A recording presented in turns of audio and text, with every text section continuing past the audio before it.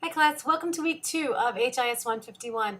I hope you have found the study of world history to be engaging and exciting. I am so impressed with the work you've done in week 1. The discussion, not the discussion board, the blogs that you have created are just enlightening and exciting to read. Your voice threads, I have so just enjoyed learning what you guys liked about summer and seeing that some of you were actually willing to take the challenge of using your own eyesight camera to record yourselves. This class is getting off to a wonderful start, and I am really impressed with the dedication and the quality of work that I've seen thus far. Let's keep that going into week 2.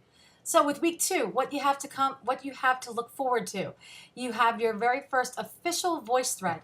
You are going to be talking about the first emperor of China. His name is Shi Huangdi, and he is quite fascinating. He is a little bit eccentric, and I think you're going to really enjoy reading about him and discussing on VoiceThread his little eccentricities and his intense accomplishments. The man is still talked about to this day, and if you remember 4 years back when the Olympics, the Summer Olympics, were held in Beijing, you might have seen some people touring and talking about the first emperor's tomb because he had these terracotta soldiers built to guard him into his afterlife. And in the 1970s, they were unearthed for the very first time. And it is a huge prize and agricultural find.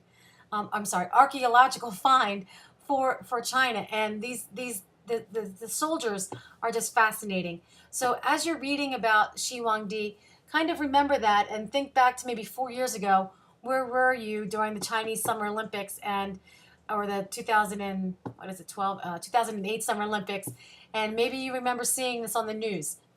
Your second thing you have this week is a primary source paper.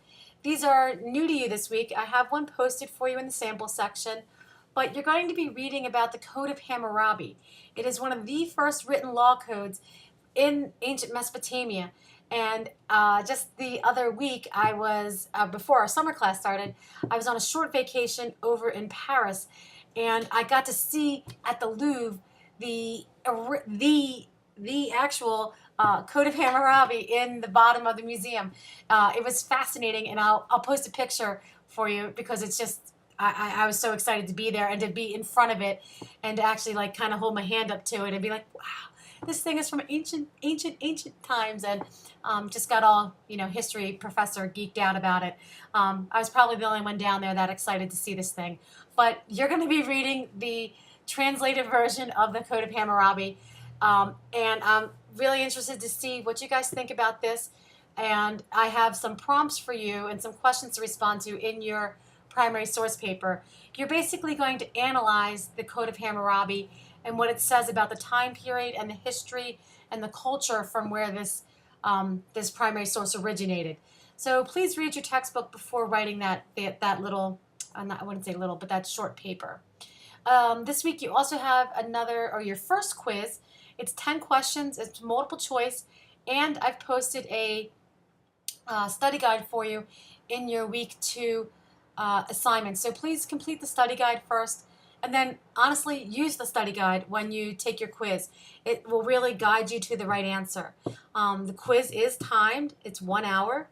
So please allow yourself enough time to complete it, but not take too much time that you actually run out of time. With only 10 questions, that's 10 minutes a question.